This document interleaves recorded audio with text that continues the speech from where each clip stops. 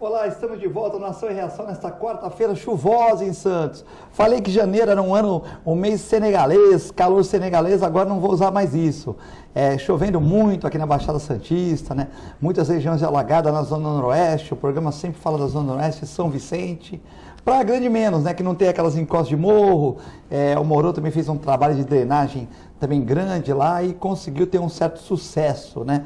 Mas São Vicente, a Zona Noroeste, sempre a Zona Noroeste, São Vicente, 50 anos com problema, né? Uma vergonha para os nossos políticos que passaram, agora não digo nem para os atuais, mas que passaram, Santos Novos Tempos, Santos Velhos Tempos, retaguarda da Zona Noroeste, não adiantou nada e tudo alagado, as pessoas perderam as coisas e tal, e muita gente preocupada com outras pontas da praia, outras regiões, que realmente é muito triste, né? A gente tem que ver a cidade como um todo, mas temos que, na minha opinião, já dei minha opinião aqui, tem que trazer um técnico da Holanda aqui, né? Não é um técnico de futebol, né? Não, técnico da Holanda, porque lá são países baixos, tem 2 metros a menos que o nível do mar, como aqui na Zona Noroeste, o cara faz o trabalho, pensa a cidade, né? E de uma certa maneira a gente consegue trabalhar todo mundo unido, todas as prefeituras, as regiões, para que a gente consiga melhorar. Essa é a minha opinião, né? Não adianta trazer um técnico daqui que não resolveu esse problema, né? Tem que trazer um técnico de fora que tem esse problema na Holanda e que resolveu favoravelmente, né? E com certeza isso aliado com tecnologia nacional a gente pode resolver. Mas hoje nós vamos falar aqui, todo mundo, tem o Luiz Flávio, todo dia, você não vai falar da Cava, mas não adianta falar da Cava com o Clemente, né? O Clemente é médico, radiologista, ultrassonografista, ele vai falar o que você já leu no jornal, né? Não adianta falar com o Filete, eu vou falar o que eu leio no jornal. Então hoje nós fizemos uma pessoa aqui, professor Hélio Lopes, engenheiro, trabalha com uma consultoria ambiental, foi secretário de Meio Ambiente lá em Guarujá, melhorou muita coisa lá, acertou muita coisa lá para a professora Antonieta, né? E ele veio aqui hoje, nós vamos falar sobre Cava, Brumadinho, aí sim, não adianta eu perguntar para uma professora, né, que está falando sobre educação, sobre Cava, não funciona, né? Então eu falei, calma gente, todo dia me perguntava sobre a Cava, eu falei, calma, vamos fazer um programa específico para a gente não falar besteira, né? Senão vai falar o que já leu lá no jornal e aí a gente acaba falando besteira, né? Então hoje, dia 6 de fevereiro de 2019, queria apresentar o professor Hélio, é um prazer ter o senhor novamente aqui no programa. Boa tarde, Filete, boa tarde, Guto, boa tarde você, telespectador da TV Com. É um prazer mais uma vez estar aqui com você. O professor Hélio está mais magro, tal, já emagreceu. A primeira coisa que eu vi, o rosto mais magro, está fazendo dieta, correndo na praia. E o jornalista, apresentador, Guto Brito, aqui para me ajudar a fazer o programa. Boa tarde, Guto, boa quarta-feira. Boa tarde, Filete, boa tarde a você, telespectador, obrigado pela audiência. Boa tarde, professor Hélio Lopes, que conhece a matéria que vai ser discutida hoje aqui, é um técnico, então vai falar em cima de dados, vai falar em cima do que ele já tem como experiência dessa cava subaquática, que na verdade é uma bomba relógio que ameaça todo o ecossistema da nossa já combalida Baixada Santista. Antes de você voltar, Filete, você aí que mora na Zona Noroeste, meus pêsames, porque mais uma vez a prefeitura, sabendo que ia ter maré alta com chuvas fortes, deixou a Zona Noroeste literalmente a ver navios. A Nívia Mara Cavalcante é a mãe do Enzo. Enzo é esse rapaz bonito que apareceu agora no programa de esportes e tal, e ela me perguntou como é que faz pegar o programa, né? E aqui é tudo ao vivo. Daqui a 2 dias vai estar disponibilizado no Facebook. Ela vai no Facebook da TV Com ou do apresentador do programa, pega o seu filho, grande jogador de basquete, põe lá na coisa, copia, compartilha, manda para suas amigas, para os seus amigos. Tá aí, meu amigo Enzo aparecendo na TV agora, o programa do esportes, né? Você pode pegar daqui a 1, 2 dias no Facebook da TV Com, tá bom? Bom, você pode mandar perguntas para o Guto Brito, ou para o nosso entrevistado de hoje, o professor Hélio Lopes, muito envolvido com o meio ambiente, é uma pessoa muito conhecida aqui, faz consultoria e tal, sobre o programa de hoje, nós vamos ver no segundo bloco. Então você aí, que ficava me ligando para falar da Cava, da cava. Pô, mas vocês estão só falando da ponta da praia, da mudança do Mendes? Vocês estão falando de Brumadinho? Sim, vamos trazer um especialista para falar coisa certa. Senão a gente começa a falar besteira e aí, né, o que a gente já leu, o que replicou, não é legal, né? 99711-5545, perguntas para o Guto Brito, professor Hélio Lopes. Professor, a cava subaquática é uma cratera de 400 metros de diâmetro, com 25 metros de profundidade, maior que o estado do Maracanã. Então eu queria que o senhor explicasse o que é essa cava, né? Nós lemos pelo jornal que não tem risco nenhum, que as pessoas podem ter tranquilidade, que não tem risco nenhum, porque as partículas são pesadas. A gente quer saber se é isso mesmo. As pessoas comparavam Brumadinho com essa cava, acho que não tem nada a ver o grau de risco e tal, mas queria que o senhor explicasse.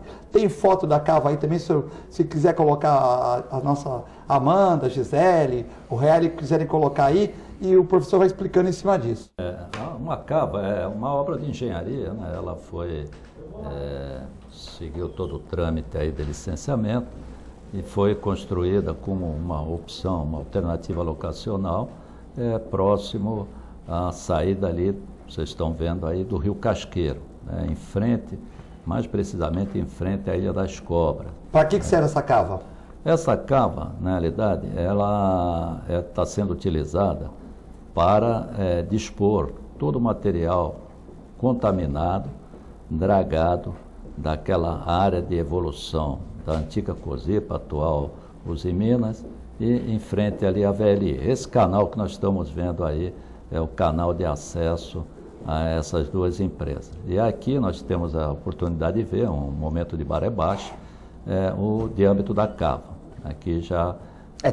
o diâmetro é toda essa boia, é o que está sendo marcado por essa boia, né, professor? Exatamente. Esse daí, nesse momento, é a operação de enchimento da cava, ou seja... Então está tirando de Santos para baixar o calado, é isso? Exatamente. E está jogando lá dentro esse material, sem né? nenhuma pescador pescando aí do lado da cava, não tem nenhuma placa de advertência. Que beleza, Quer né? dizer, é uma completa falta de gerenciamento, de gestão.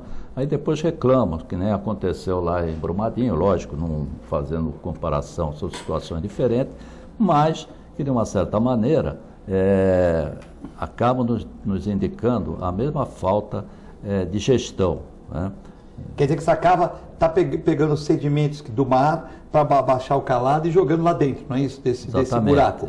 Só que assim, as pessoas não entendem. Aqui nós temos, está para ver a draga passando, succionando essa é a forma o sedimento como é de fundo. Agora é importante ressaltar que esse sedimento não é um sedimento qualquer. Isso. Não é um sedimento como que tem aqui próximo do Canal de Santos, né? É um sedimento de altíssimo grau de contaminação. Você tem aí uma série de poluentes altamente tóxicos, como, por exemplo, os metais de alto peso molecular, os chamados metais pesados, né, como chumbo, cádmio, alumínio. Mercúrio? Mercúrio, exatamente. Isso nós temos aqui porque a nossa Bahia está contaminada, ou se eu for, por exemplo, uma suposição, se eu for lá para Praia Porto das Galinhas, certo? E for retirar um sedimento lá, eu sei que lá não tem, mas eu for lá retirar um sedimento de 12 metros de profundidade, vai estar contaminado também? Se eu for lá, ou porque aqui o porto, muito navio, muito derramamento de óleo, muito tal, ou se eu for lá em Porto de Galinhas, cavocar lá com 12 metros, eu também vou encontrar isso? Não, lá vai ser difícil, porque lá nós não temos atividade como nós temos aqui, potencialmente poluidora. Só para o professor entender, esses metais pesados que tem, é por anos e anos de porto, atividade portuária, navios, tal, muita coisa, e poluição do nosso canal. Se eu fosse lá numa praia, lá no Nordeste, paradisíaco, cavocar lá, não vai estar aí metal pesado nenhum. Nenhum. Sim, então aqui, nosso problema é aqui, né? O problema é aqui, e o problema aí é em função de anos e anos de operação, principalmente, no caso desses 15 metros que nós estamos discutindo aqui, de um pretérito de uma das indústrias de Cubatão, no momento em que elas não tinham nenhum tipo de tratamento de efluente líquido. Então, todo o material que vinha do processo industrial, contendo alto grau de contaminação, eram lançados no estuário de Santos, e quando o poluente ele caminha através da água, ele acaba se agregando na estrutura cristalina desse sedimento, vão para o fundo e ficam em repouso lá.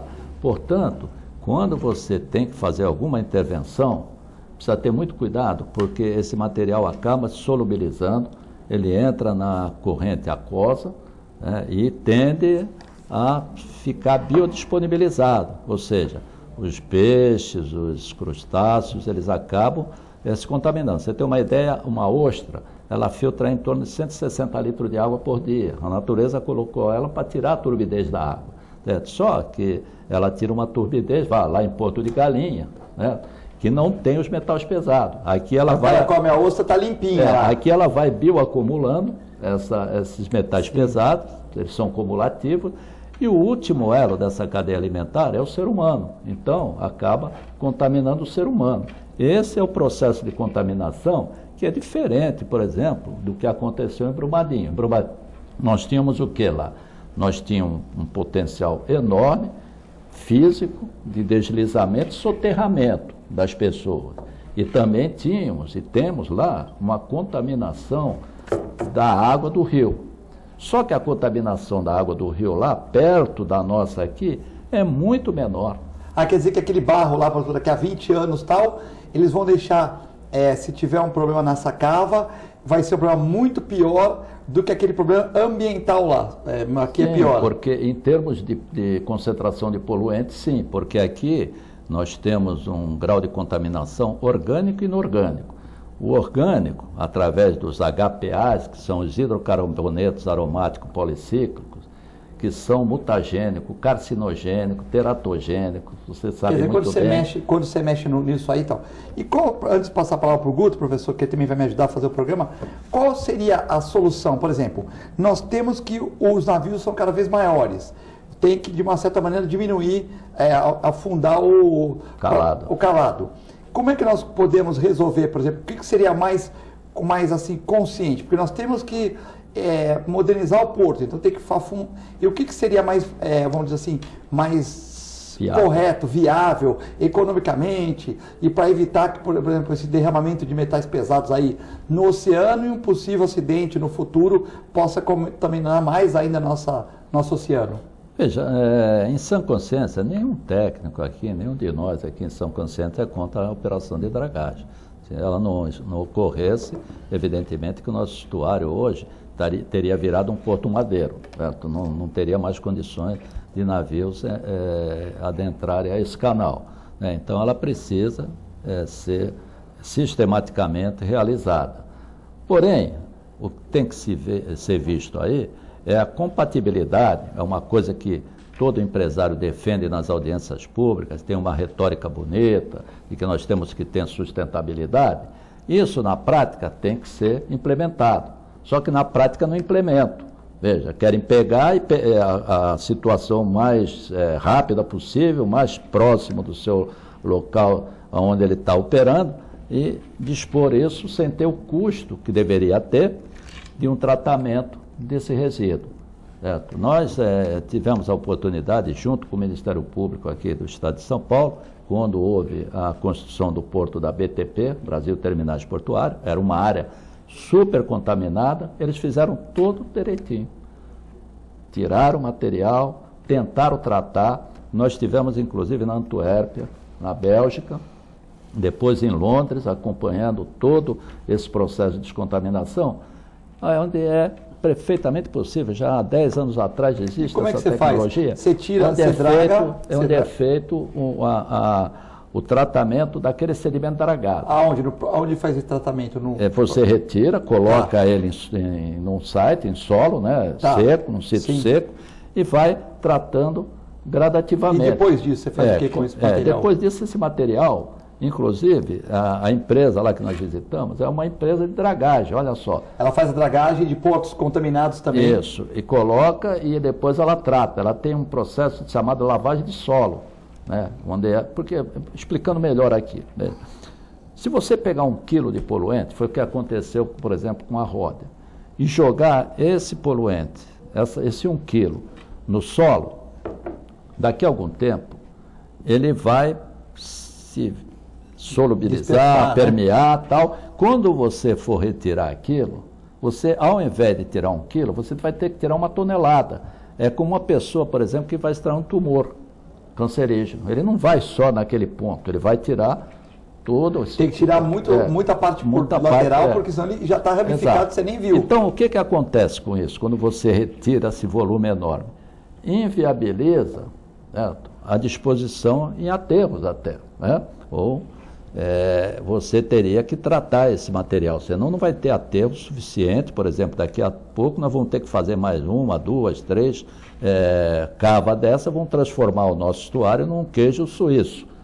Porque vai esburacar todo ele para pôr resíduo. Porque o técnico que defendeu nos jornais, ele falou que como o material é pesado, ele se acomoda e não tem risco de uma certa maneira, vazamento. Bom, eu vou aproveitar e fazer um exemplo aqui. Eu vi essa explicação, inclusive, na TV. Mas teve essa explicação, né? Teve. Por isso que a gente não quis comentar aqui, para não falar besteira, porque a gente vai bater nessa opinião que é de um técnico, depois a gente vai falar besteira. Então é melhor chamar uma pessoa que é reconhecidamente competente para falar sobre isso. Infelizmente, eu vi essa explicação na TV Santa Cecília, no programa Bom Dia Baixada. Só que lá estavam 2 técnicos da VLI. Certo? A VLI era o gerente da VLI, a empresa que e o outro que se dizia consultor ambiental, mas na realidade ele trabalha para a VLI. Então tinha 2 técnicos. A explicação dada por eles, aliás por um deles, foi de que ao jogar a terra dentro da cava, imagina esse copo aqui, a cava, sim, ela iria para o fundo, certo? E sedimentaria e jamais ela ia pular fora da cava. Ora, isso é brincadeira. Veja, por quê? Se eu pegar aqui um sal, a dona de casa sabe perfeitamente, jogar sal dentro desse copo, o sal saturado vai para o fundo. Porém, manda ele tomar o copo d'água, vê se não está salgado. Por quê? Porque solubilizou, os íons solubilizaram, os íons de metais pesados, de sais aqui no caso, ele acaba saindo pela água. Então, essa teoria, ela não tem a mínima sustentação técnica. Não tem a mínima sustentação técnica. Ou seja, pode ocorrer uma contaminação aos poucos, por causa dessa dispersão, não é isso? Por causa da solubilização. Porque no momento em que ele está dragando, já ocorre essa solubilização, porque é um processo mecânico, ele acaba removendo aquele material. Mas aí não tem outro jeito, né? Não tem outro jeito, vai sempre ocorrer isso. Vai ocorrer, isso aí vai ocorrer. Agora, tirar dali e jogar dentro de uma outra cava, ele vai se ressuspender novamente. E eu vou ter um segundo momento de contaminação. Ora, para que fazer isso? Hoje, o mundo não admite, aliás, veja, não é hoje. Em 1983, quando foi feito o Programa de Controle Ambiental de Cubatão, a CETESB exigiu a melhor tecnologia prática disponível na época. Ou seja, os filtros que estão lá em Cubatão, os lavadores de gases São Venturi, os precipitadores eletrostáticos, os filtros Manga, são todos equipamentos que tem de melhor na atualidade, do estado da arte. Isso em 1983.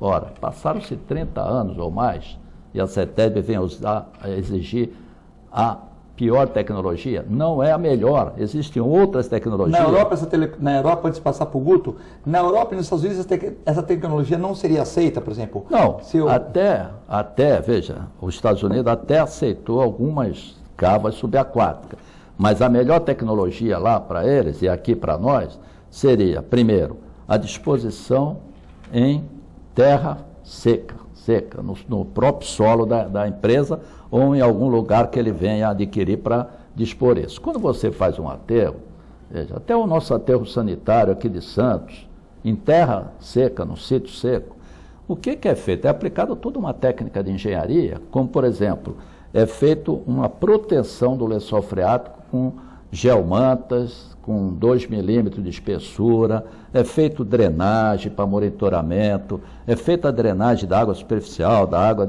subterrânea, para tratar. Por quê? Porque todo lixo ele vai lixiviar e vai precisar ser tratado. Agora, embaixo d'água, alguém fez isso? Na realidade, essa cava não é nem uma cava confinada, como eles dizem. É uma cava contida. A cava confinada tem uma diferença. Ela é concretada, tem todo um projeto de engenharia.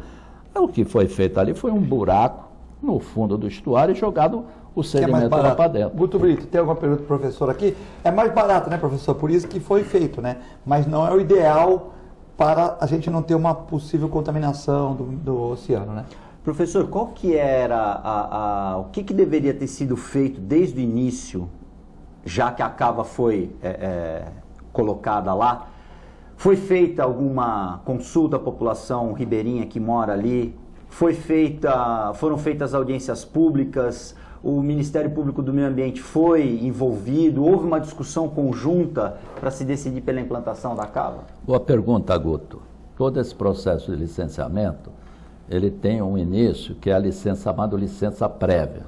O que antecede essa licença prévia são os estudos ambientais, que é através do EIA-RIMA, que é um estudo de impacto, né, ambiental e o relatório de impacto de meio ambiente, que depois é apresentado de uma forma sintetizada para a sociedade, né? E isso fica à disposição nas prefeituras e, na sequência, vem as audiências públicas, né? Isso foi feito no início desse processo. Só que eles fizeram isso para uma cava em terra firme e para uma profundidade aí desse canal de 12 metros. O que significa um aprofundamento de 12 metros? Significa encontrar uma situação de poluição menos concentrada do que a 15. Por que isso? Porque isso remonta um momento pretérito em que as indústrias de Cubatão não tinham tratamento de efluente líquido. Então, aquele efluente que deveria ser tratado na época, ele foi com uma quantidade maior de poluente e ficou lá embaixo. Depois, o que nós tivemos na sequência? A implantação dos equipamentos nas empresas e um efluente menos poluído que foi se sobrepondo àquele poluente. Mas aquele já ficou lá depositado aquele no fundo. Aquele está lá no fundo. Então, o que acontece? Quando você tem uma situação dessa, os técnicos recomendam que não se mexa. Porque quanto mais remexer, mais aquele... Vai ter problema. Então não se mexe. Aí a gente entra, evidentemente, numa situação que o Filete falou, poxa, mas nós temos que, o progresso exige, nós temos que aprofundar mais, tem os navios pós-Panamax, que tem um calado muito maior, tal. Eu entendo perfeitamente. Como engenheiro, como técnico, tem que entender isso. Só que eu também entendo que se a gente quer ganhar dinheiro e tem que fazer isso, tem que respeitar o meio ambiente. Então tem que buscar uma tecnologia que seja ambientalmente sustentável. Que seria no solo... Que cause menos impacto ao meio ambiente. Exatamente. Qual é a tecnologia ambientalmente sustentável? É aquela que trata isso daí e até utiliza esse material para terraplanagem, para... Por exemplo, quando nós estivemos lá na Antuérpia, na entrada da empresa tinha um mural e estava escrito lá, criando terra para o futuro. Ou seja, ao invés de desmanchar o morro para tirar um material para cobrir o aterro sanitário, eles usam aquele material que a natureza disponibilizou ali, no fundo do mar. Sem grande problema, no fundo do estuário, enfim. Né? É feita uma espécie de uma reciclagem desse Exatamente, material, uma reciclagem. O que é nocivo. É uma reciclagem. Agora, é só para ter esse entendimento. Agora, voltando lá para a questão do licenciamento. Fizeram, então, essas audiências públicas para 12 metros, foi aprovado no CONSEMA, no Conselho Estadual de Meio Ambiente, do Estado de São Paulo, em 2005. Quem conhece o processo de licenciamento sabe que essa licença prévia, ela tem um período de 5 anos para que o empreendedor possa ir para a segunda etapa, que é a solicitação da licença de instalação para poder implantar o seu empreendimento. Por que isso? Porque se você demora muito tempo, a situação modifica. Muita coisa pode ocorrer no estuário, então teria que ter novos e novos estudos, né? O que aconteceu? Eles receberam em 2005 a licença prévia de instalação e deveriam fazer até 2010, começar a fazer o empreendimento.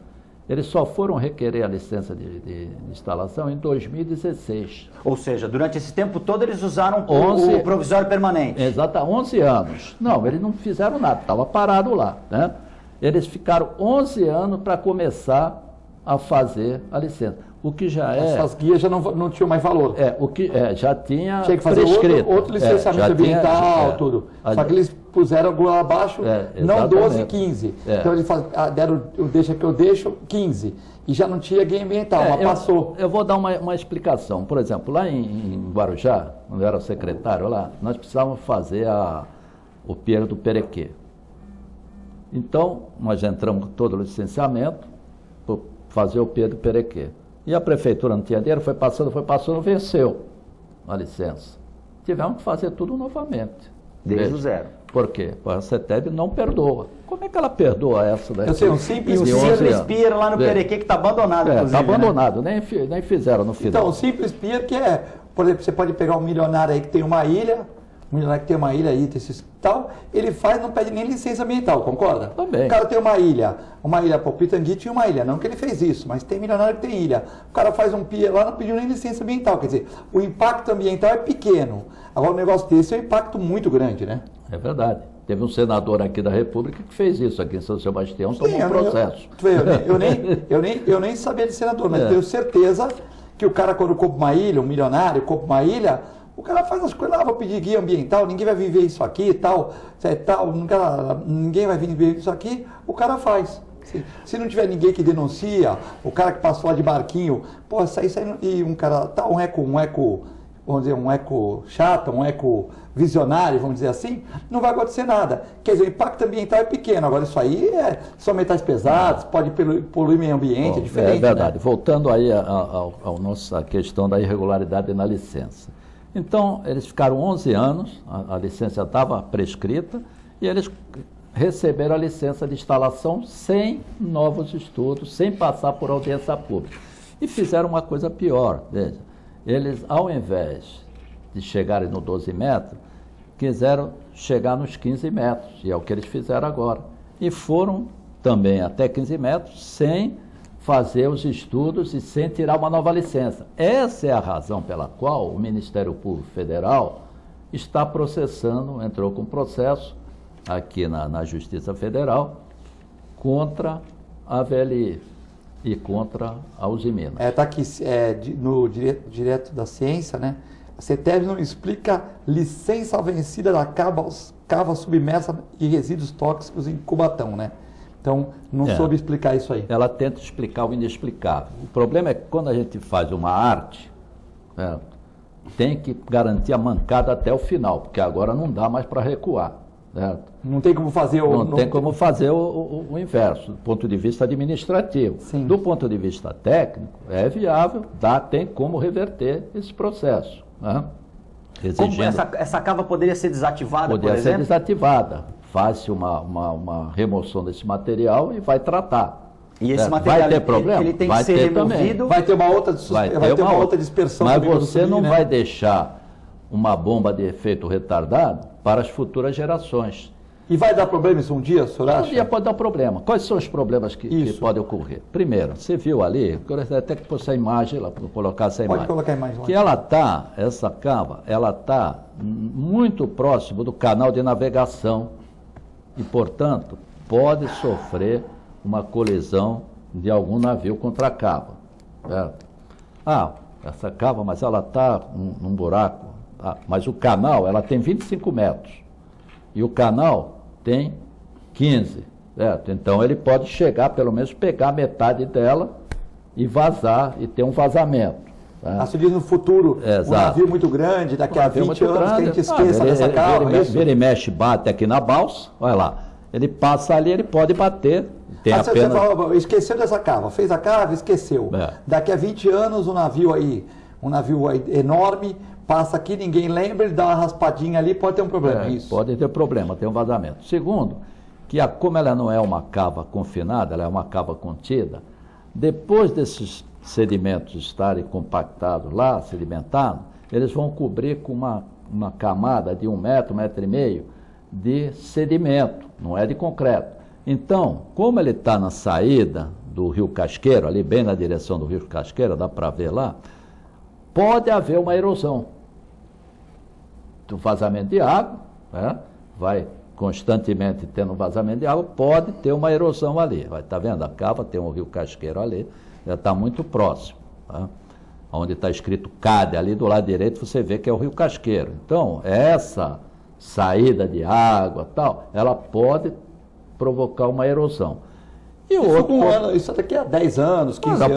Pode ser até amanhã. Pode ser rápido assim? Pode ser, depende. Depende das situações, do clima e tudo mais, né? E também não está livre de ter um processo natural, certo? Geológico, que dê um abalo nessa capa. Certo? Então, tudo isso, como por exemplo... Um tremor de terra, uma coisa assim. A Brumadinho era seguro. Tinha 1000 laudos e teve problema. Sim, mas se é que esses laudos de Brumadinho, a pessoa faz o laudo tecnicamente correto? Tem uma empresa alemã, mas será que faz ou faz não deixa que eu deixo, né? Aí tá por exemplo, porque também dizem que tinha uns vazamentozinhos lá e tal, né?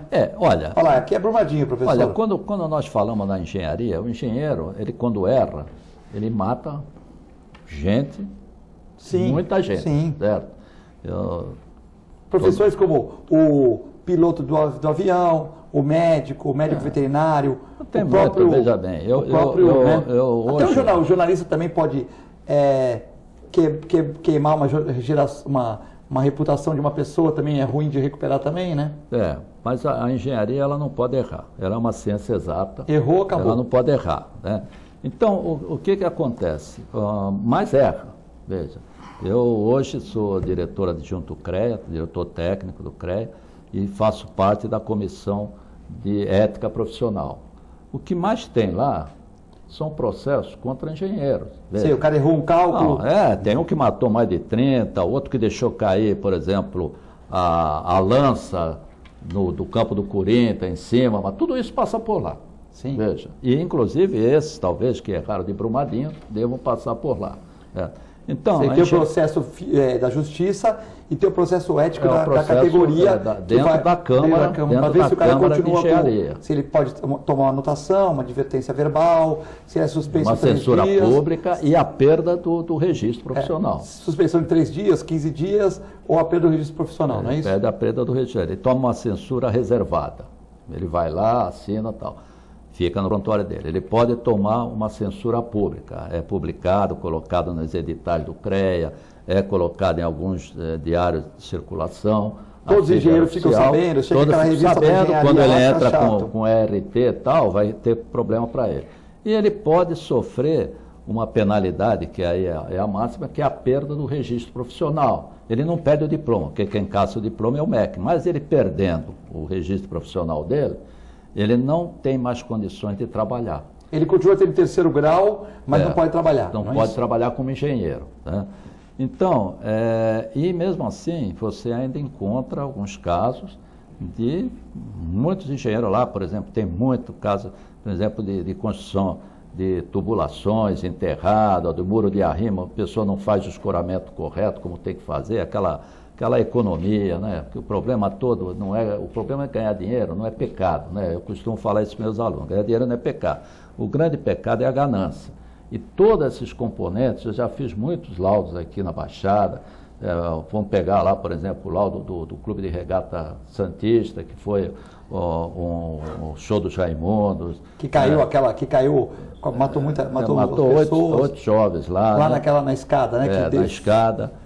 Teve esse incêndio, o último que eu fiz foi um incêndio aqui junto com os colegas do Ministério Público, né? Aqui da Ultracargo na Alemoa. Sempre tem uma componente por trás, porque um acidente ele não ocorre de uma hora para outra, uma tragédia. Precisa juntar 1, 2, 3 componentes para que você tenha uma tragédia. Né?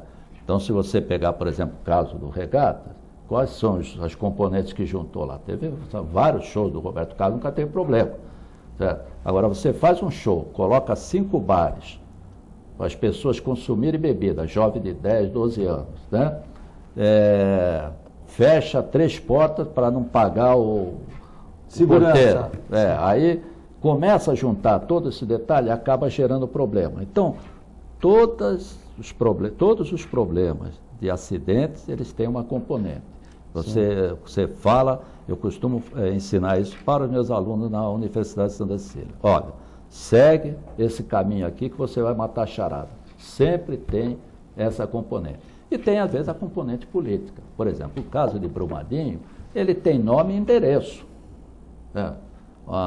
Os senadores, os seus deputados flexibilizaram a legislação, não fizeram aquilo que foi solicitado no primeiro momento em função de Mariana. Por quê? Porque a grande maioria deles ou são mineradores ou recebe financiamento das grandes mineradoras. Os próprios ministros, também ministros do meio ambiente, também e aí relataram, fazendo uma conotação com isso tudo, você vai ver o seguinte: quem é o culpado de Brumadinho? Foi um engenheiro? Bom, o engenheiro fez o laudo, agora está aparecendo. O que o laudo do engenheiro falava? Que tinha sérios problemas de drenagem, e aí o problema lá foi justamente esse. Só que quando você, pode ser de uma consultoria nacional ou internacional, que for, melhor que esteja, você entrega isso para o seu cliente, quem vai fazer é o cliente, não é a consultoria que vai fazer.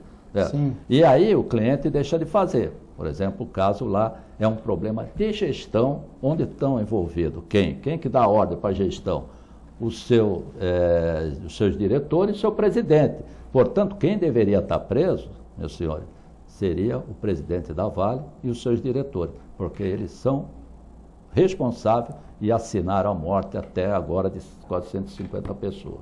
Mas só que nesse país, nada aconteceu com eles. Está acontecendo lá quem mora no fim da linha, com o engenheiro que fez a inspeção, né? E agora também vai ter que responder, vai ter que explicar, logicamente vai ter que demonstrar através do laudo dele que ele indicou. Também, se ele não indicou, ele é um incompetente ou se submeteu à pressão daqueles que o contratou. Bom, nós vamos a um breve intervalo, né? Acho que tivemos uma aula aqui sobre cavas, falamos de Brumadinho, né? E se você tem alguma dúvida que ficou, manda o seu WhatsApp aqui para o 997 11 5545, né? Estamos todos aprendendo bacana com essa verdadeira aula que o professor Hélio nos está proporcionando hoje. A gente está sempre aprendendo sobre essa questão ambiental, né? E é muito rápido, já voltamos.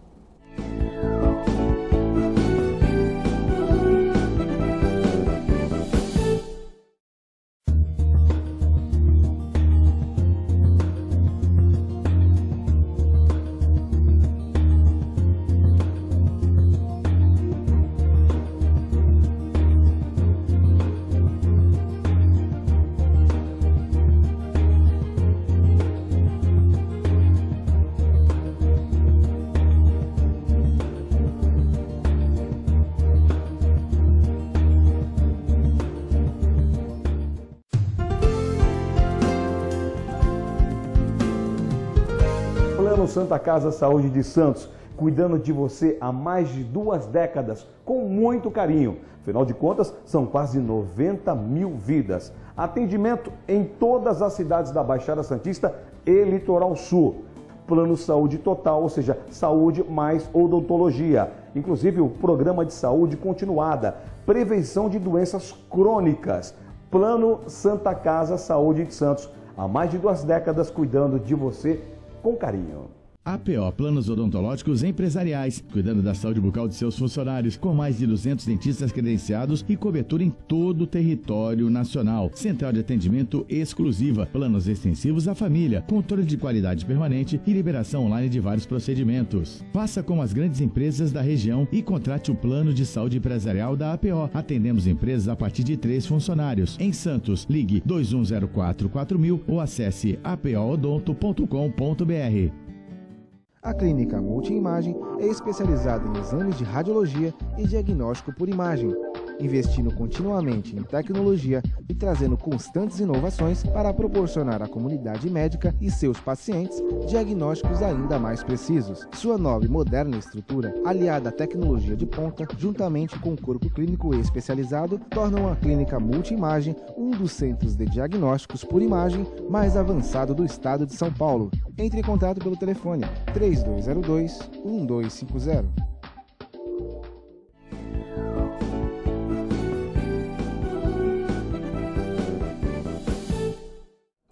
Estamos de volta com Programação em Reação hoje, nessa tarde de quarta-feira, né? Lembrando que o programa vai ser repetido às 11 horas da noite a 1 hora da manhã, esclarecendo sobre cava, sobre Brumadinho e tal. Primeiro, queria saber se o Guto Brito tem alguma pergunta para o professor, né, que é um programa específico aqui sobre meio ambiente, né, mas tem muitas participações aqui. Não, Filete, vamos priorizar as perguntas dos telespectadores aí, por favor. Então, obrigado. Vamos passar aqui. O Mário Sérgio, programa excelente, uma aula de cava, só com pessoas preparadas e competentes.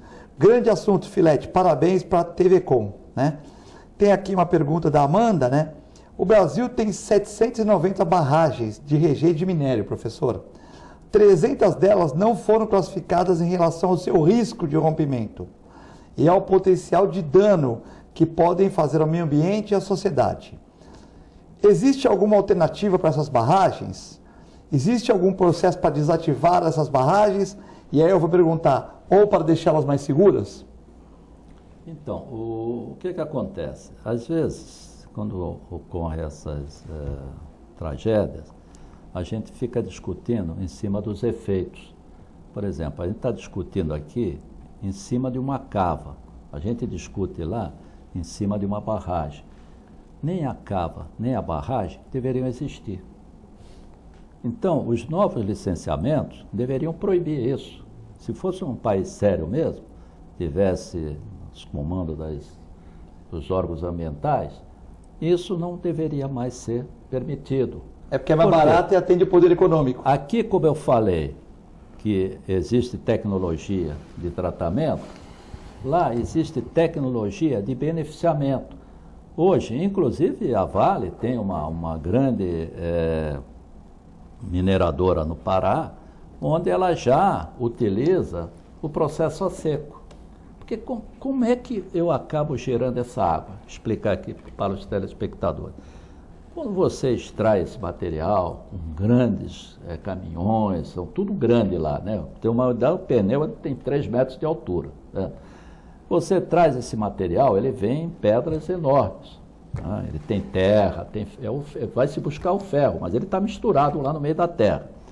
Então, passa por um britador e transforma isso em pedrinhas menores, para viabilizar, inclusive, o transporte, enfim.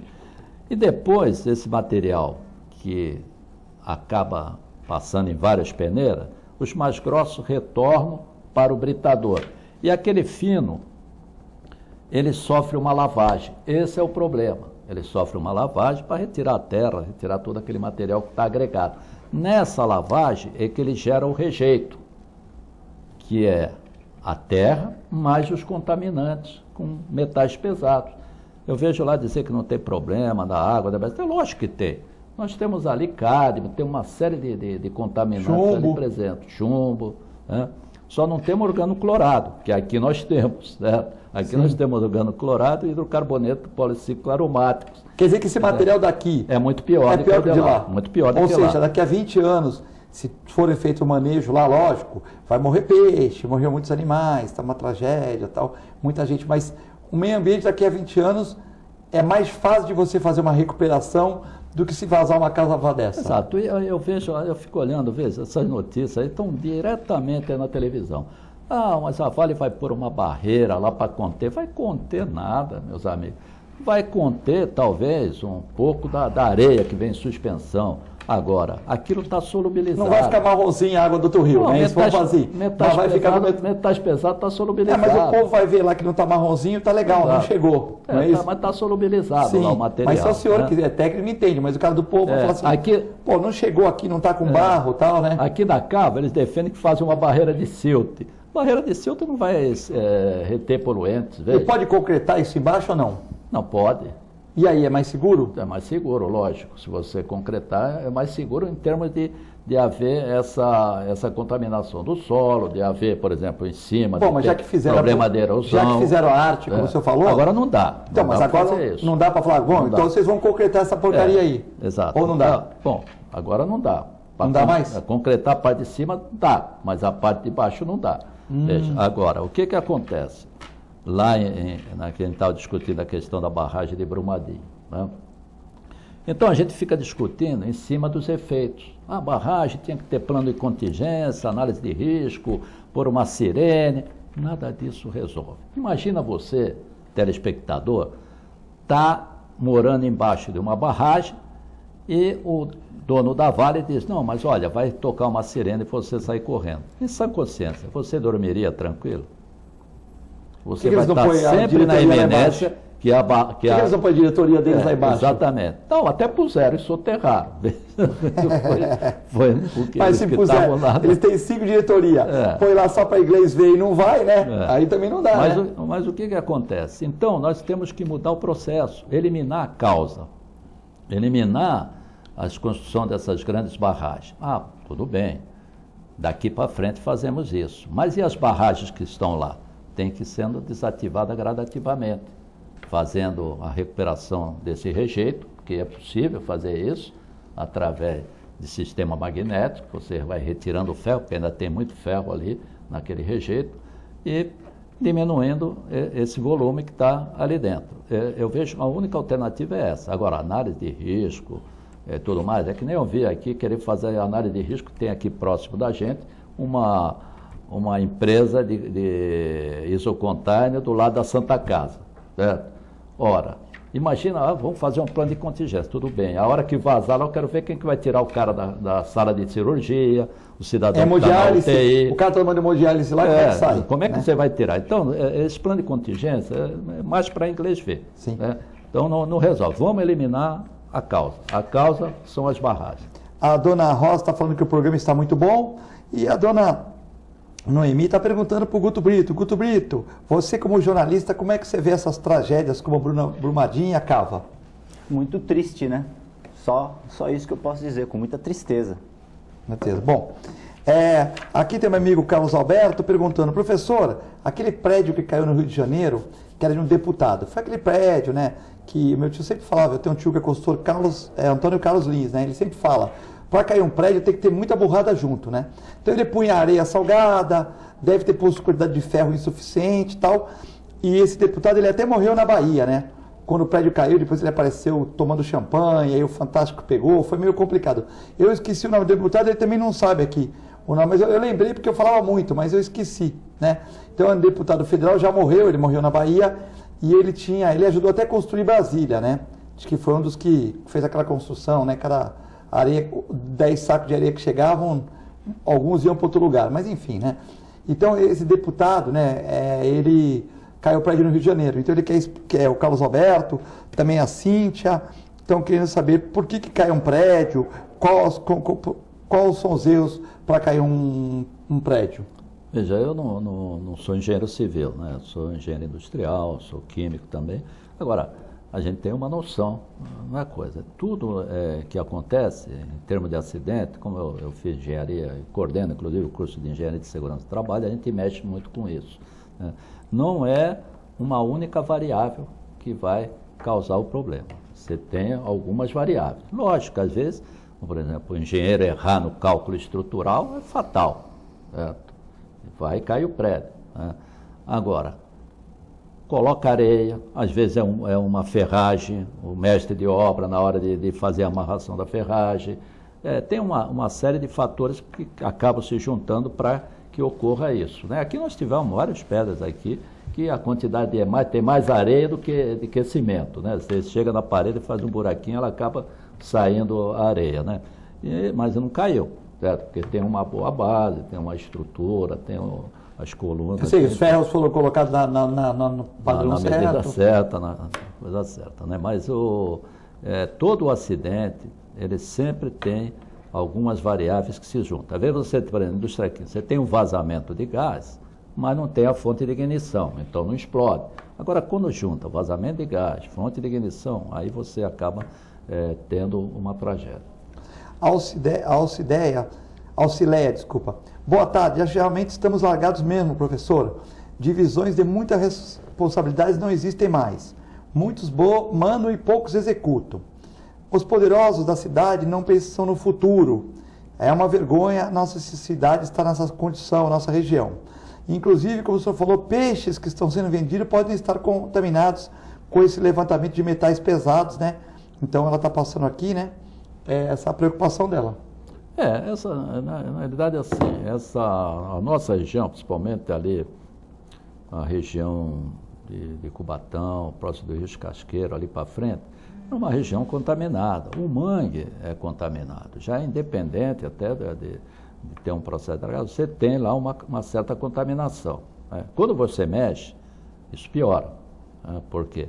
Porque é uma biodisponibilização desse material, vai solubilizar, vai para a água, vai contaminar os peixes. Né?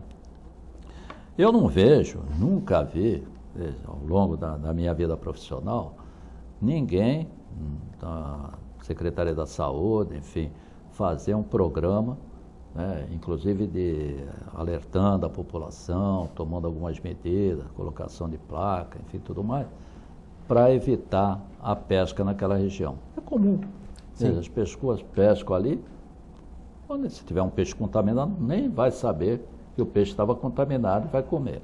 O grande problema que afeta mais é a população ribeirinha. Por quê? Porque essa população é aquela que tem naquela pescaria a sua subsistência. Então ele vai estar se alimentando no dia a dia com esses peixes contaminados. Como são poluentes cumulativos, ele vai acumular uma quantidade maior e vai ter uma probabilidade maior de ter uma doença. Sim. Guto, a Elma aqui está mandando um abraço para você, a Tereza Bueno Wolff, e quer saber, parabenizando o programa de hoje, parabenizando o programa de ontem também, que nós discutimos a mudança, né? Onde o vereador Ademir Pestana e Lincoln Reis acham que deve ser feita a mudança do Mendes Convention, sim, mas para o centro. Então, gastado esses 130 milhões, vai 60 com Mendes Convention, agora chegando o VLT, no centro. E fazer, por exemplo, um mercado municipal e reformas na ponta da praia com a outra metade do dinheiro. E eu até falei, já aproveita e já reforma o terceiro DP, deixa bonito lá, toda aquela estrutura lá.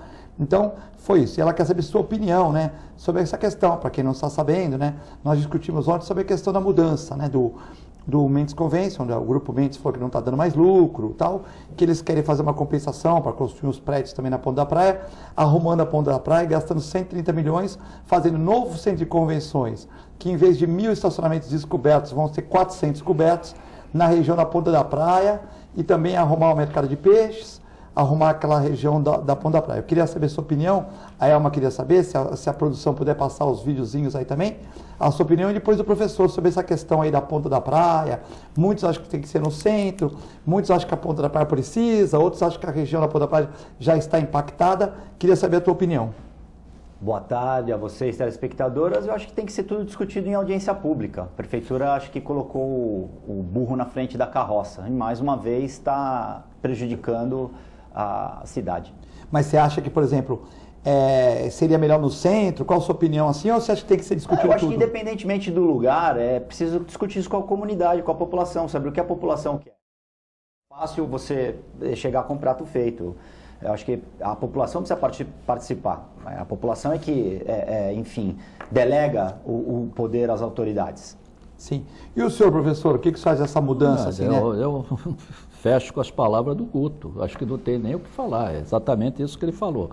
Veja, e antes até mesmo de discutir com a sociedade, você tem que ter um estudo do impacto que vai ocorrer na ponta da praia. Veja, a gente já tem um problema sério com a fila da balsa. Aquilo fica todo interditado. Imagina você juntar esse problema com um grande evento, por exemplo, nesse centro de convenção.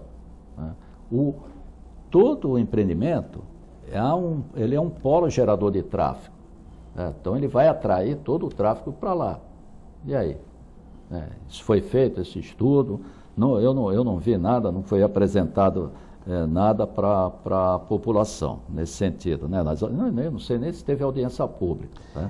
Segundo o vereador, eles tiveram mudança, né, do plano diretor para transformar aquela região ali da Foz do Glicério em turística para comercial, né?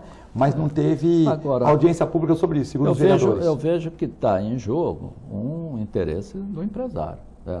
Porque eu pergunto, por que retirar o centro de convenção da onde ele está? Primeira coisa. Certo?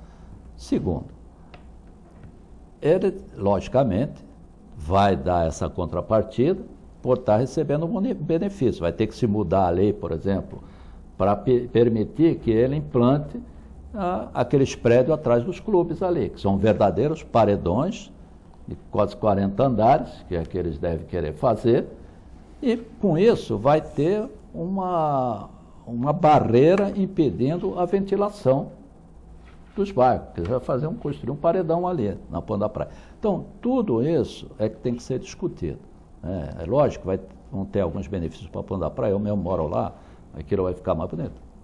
Pode ser, mas a gente não pode pensar só num bairro, nós temos que pensar num todo, como a cidade, né, como um todo, né, e ver os impactos que isso daí vão trazer para aquele bairro e para o restante da população da Baixada.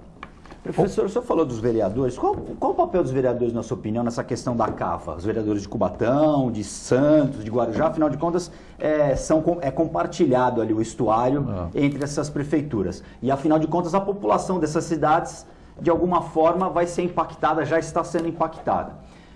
Qual o papel dos vereadores nesse processo? O senhor acha que eles deviam ter sido mais atuantes, mais incisivos, cobrando contrapartidas, o que seria feito em relação ao possível problema, mitigação de possíveis consequências negativas em relação a esse empreendimento? Olha, os vereadores de Santos, eles entenderam bem essa situação. Inclusive, num primeiro momento, a iniciativa foi do vereador Fabrício, que chamou uma audiência pública, inclusive, na Câmara de Santos. Estava lá presente a Aldicleis, que foi muito bem, fez um posicionamento muito bom a respeito, estava também o Benedito Furtado, enfim, a grande maioria, um ou dois lá, que não vou nem citar o nome, que acabaram defendendo a cava. Mas a grande maioria foi contra a cava, porque isso é público e notório. Os vereadores novos estão fazendo um bom trabalho, né? A molecada nova está correndo. Agora, mais recentemente, com a divulgação, esse problema de Brumadinho, ele acabou voltando à pauta essa questão. E o Kenny, o vereador, agora deputado, né, Kenny, e também os outros deputados aqui, os 4 deputados, acho que nós temos aqui na Baixada, se propuseram, inclusive, a fazer uma CPI, né, na Lesp lá, enfim, para tratar dessa questão. A Rosana Vale, por sua vez, também já tomou a iniciativa de uma das pautas do governo dela, vai ser discutir essa questão de Brumadinho e também dessa cava subaquática. Então, de uma certa maneira, os políticos aqui estão reagindo bem. Mas precisou primeiro a porta ser arrombada para eles voltarem a discutir isso daí. Eu estou vendo aqui em Santos, né, particularmente Santos. Em Cubatão, nós tivemos uma audiência pública. Alguns vereadores se manifestaram, inclusive, favoráveis. Nós temos lá algumas pessoas que lutam, como a dona Marli, que é da Vila dos Pescadores, uma liderança, né? O Dogival, que é uma pessoa que eu conheço de longa data, foi uma das pessoas que, junto com outros vereadores lá, Armando Campinas, no passado, enfim, uma série de outros vereadores, que o Cagé, enfim, que forçaram na época o controle da poluição de Cubatão. Então, eles têm um papel importante, veja, porque eles representam a sociedade. Agora, o mesmo, eu não posso te dizer, por exemplo, do prefeito de Cubatão. Não só defende a cava, como fez a prefeitura entrar na ação federal, aqui com o Ministério Público ajuizou, aqui na Justiça Federal, para, evidentemente, defender a cava subaquática, junto com a VLI, com a coisa. Então, são interesses, veja, políticos, a gente não sabe o que tem por trás disso, né? Eu não vou querer aqui, a gente até sabe às vezes, mas esse é um problema que a sociedade, né, vai julgar.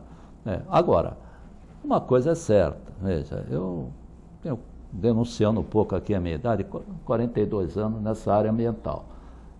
Gerenciei a CETESB, trabalhei no Ministério Público, secretário de... Não tem sustentabilidade. Essa cava não tem sustentabilidade. Pecaram também esses outros órgãos que têm a função de fiscalizar e cobrar também essa questão? Sim.